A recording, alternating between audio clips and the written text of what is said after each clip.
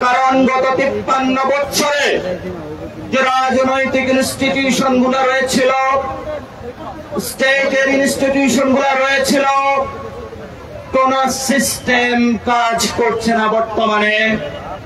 এমন অবস্থায় ছাত্র তরুণদের একটি রাজনৈতিক বাংলাদেশের অপরিহার্য বিষয় হয়ে দাঁড়িয়েছে। এখানে আমাদের অগ্রজ যারা রয়েছেন, বিভিন্ন দলের নেতৃবৃন্দ, আপনারা জানেন এই বাচ্চাগুলা যখন রাজপথে রক্ত দিয়েছিল, ৭২ সালের সেই সংবিধান বাচ্চাগুলার রক্ত বা জান কোরবানিকে কোনোভাবে ফেরাতে পারে নাই।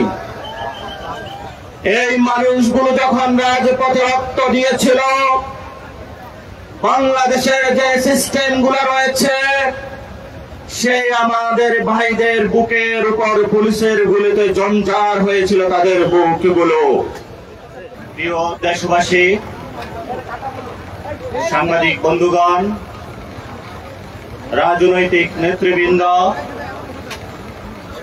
আমাদের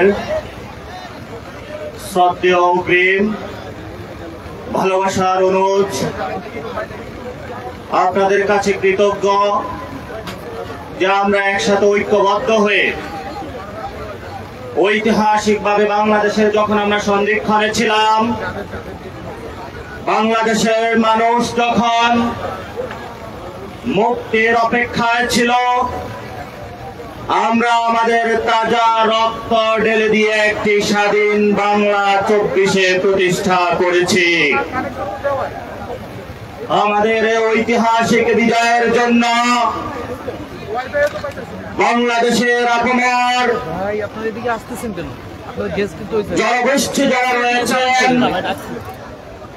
বাংলাদেশের শিকড়ে বিদেশে এবং বিভিন্ন জায়গায় যারা রয়েছেন, অক্লান্ত পরিশ্রম করে জুলাই বিপ্লবে অংশগ্রহণ করে বাংলাদেশের স্বাধীনতার সূর্যকে নতুন ভাবে উদিত করেছেন।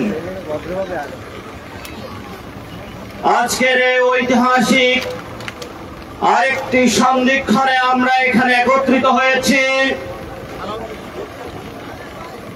গত 15 বছরে যখন আমরা গণতন্ত্রের কথা বলেছি, আমাদেরকে গুম করা হয়েছে, আমাদেরকে খুন করা হয়েছে, বিভিন্ন রাজনৈতিক দলের নেতৃবৃন্দকে গ্রেফতার করা হয়েছে,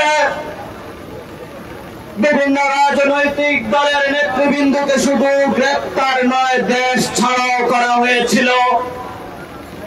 এই সকল প্রতিবন্ধকতা সত্ত্বেও সেই খুনি হাসিনার সামনে ইস্পাত কঠিন মূর্তির মতন দাঁড়িয়ে বিভিন্ন রাজনৈতিক দল, বিভিন্ন রাজনৈতিক পক্ষ এবং গোষ্ঠী বাংলাদেশের সেই ৪৭ সাল থেকে যে লড়াই শুরু হয়েছিল, তারা তাদের সেই পতাকাটা মানুষের সামনে উড্ডীন করে রেখেছিল। কিন্তু গত নির্বাচনের পরে যখন মানুষ আশাহত হয়েছিল, আমাদের সেই ছাত্র ভাইরা লাস্ট আশার প্রতীক হিসাবে জনগণের সামনে উদয় হয়েছিল।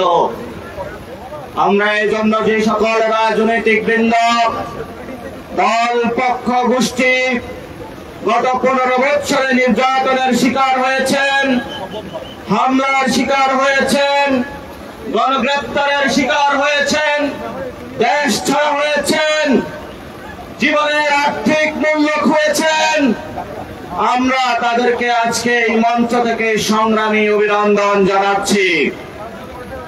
আজকে তারা এখানে আমাদের সেই বিকাল ৩টাতে উপস্থিত হয়েছেন। আমরা যত সময় উপস্থিত হতে পারিনি, ঢাকার মধ্যে প্রচন্ড জ্যাম, আমরা আপনাদের কাছে দুঃখ প্রকাশ করছি। সারা বাংলাদেশ থেকে গত 8 সেপ্টেম্বরে যে একটি রাজনৈতিক প্ল্যাটফর্ম ঘোষিত হয়েছিল জাতীয় নাগরিক কমিটি, জাতীয় নাগরিক কমিটির হাজার হাজার নেতৃবৃন্দ যারা এখানে গতকাল থেকে রওনা দিয়ে চট্টগ্রাম থেকে, রংপুর থেকে সিলেট থেকে খুলনা থেকে আজকের এই জনসমুদ্রে উপস্থিত হয়েছেন, আপনাদের এই কষ্টকে আমরা স্যালুট করি। আপনাদেরকে আমরা কোনো টাকা পয়সা দিয়ে আনি নাই, আপনাদেরকে কোনো লোভে দেখিয়ে আজকে এই জনসমুদ্রে আমরা উপস্থিত করি নাই। কিন্তু আপনাদের সামনে আমরা একটি জিনিস দেখাতে সক্ষম হয়েছিলাম।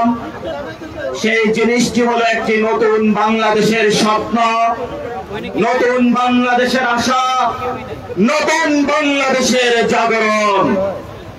এই জাগরণে আজকে আপনারা ঐতিহাসিক পার্লামেন্টের সামনে উপস্থিত হয়েছেন। যে পার্লামেন্টের সামনে থেকে ছাত্র জনতা ঐতিহাসিক 5 আগস্টে শেখ হাসিনা এবং তার দোসরদেরকে এই দেশ থেকে পালাতে বাধ্য করেছিল।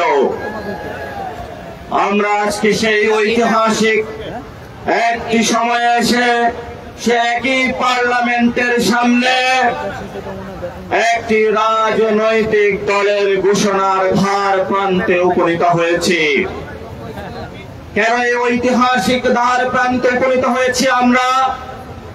কারণ গত 53 বছরে যে রাজনৈতিক ইনস্টিটিউশন গুলো রয়েছিল, স্টেটের ইনস্টিটিউশন গুলো রয়েছিল, কোন সিস্টেম কাজ করছে না বর্তমানে।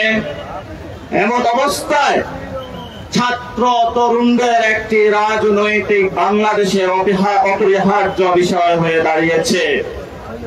এখানে আমাদের অগ্রজ যারা রয়েছেন, বিভিন্ন দলের নেতৃবৃন্দ, আপনারা জানেন এই বাচ্চাগুলা যখন রাজপথে রক্ত দিয়েছিল, ৭২ সালের সেই সংবিধান বাচ্চাগুলার রক্ত বা জান কোরবানিকে কোনোভাবে ফেরাতে পারে নাই। এই মানুষগুলো যখন রাজপথে রক্ত দিয়েছিল, বাংলাদেশের যে সিস্টেম গুলো রয়েছে, সেই আমাদের ভাইদের বুকের উপর পুলিশের গুলিতে জঞ্জার হয়েছিল তাদের বুকগুলো। এমন কোন রাষ্ট্রীয় প্রতিষ্ঠান বাংলাদেশের বাকি ছিল না যে একটি প্রতিষ্ঠান আমাদেরকে ভাইদেরকে রক্ষা করতে পেরেছিল। এই জন্য আমরা আজকে এই মহেন্দ্রক্ষণ সন্ধিক্ষণে দাঁড়িয়ে সকল শহীদ ফ্যামিলিদের উপস্থিতিতে, আহতদের উপস্থিতিতে, রাজনৈতিক নেতৃবৃন্দের উপস্থিতিতে, কূটনৈতিক উপস্থিতিতে, সারা বাংলাদেশের বৈষম্য বিরোধী ছাত্র আন্দোলন এবং জাতীয় নাগরিক কমিটির লড়াকু যোদ্ধাদের উপস্থিতিতে, একটি সন্ধ্যার এই মহত্তরক্ষণ উপস্থিতিতে আমরা একটু পরে একটি রাজনৈতিক দল ঘোষণা করতে যাচ্ছি। এই রাজনৈতিক দল ঘোষণার পাটাতনে 2টি অর্গানাইজেশন কাজ করেছিল। বিপ্লবের নেতৃত্ব দিয়ে ছাত্রদের বৈষম্য ছাত্র আন্দোলন যখন স্বাধীন বাংলাদেশ প্রতিষ্ঠা করে দিয়েছিল, নাগরিক শ্রেণী দিক হারা ছিল। আমরা সেই ঐতিহাসিক দায়বদ্ধতা থেকে গত সেপ্টেম্বরে জাতীয় নাগরিক কমিটি বাংলাদেশে প্রতিষ্ঠা করি।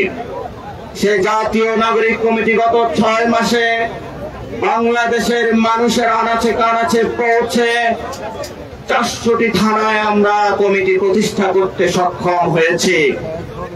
যেই কমিটিগুলার প্রতিষ্ঠানের উপরে পাটাতনের উপরে আজকে আমরা দাঁড়িয়ে ঐতিহাসিক ভাবে একটি রাজনীতিতে যাচ্ছি। এই জন্য রাজনৈতিক বৃন্দ, বিভিন্ন দলের যারা রয়েছেন, বাংলাদেশের আবহাওয়ার যারা জনতা রয়েছেন, জাতীয় নাগরিক কমিটির যারা একনিষ্ঠ কর্মীবৃন্দ মাঠে খেটেছেন প্রতিদিন রাত, সংগঠক বৃন্দ, নেতৃবৃন্দ এবং যারা আমাদেরকে বিভিন্ন জায়গায় বিভিন্নভাবে সহযোগিতা করে আজকে আমাদের এই জায়গায় উপস্থিত করেছেন, আপনাদের সেই পরিশ্রম ত্যাগ তিতিক্ষাকে আজকে এই মঞ্চ থেকে আমরা স্বীকার করছি এবং সালাম জানাচ্ছি। ইনশাআল্লাহ আগামী রাজনৈতিক দলে জাতীয় নাগরিক কমিটির প্রত্যেকটি নেতা কর্মীর যে অভূতপূর্ব ত্যাগ তিতিক্ষা রয়েছে, আমরা যথেষ্টভাবে মূল্যায়িত করতে সক্ষম হবে ইনশাআল্লাহ।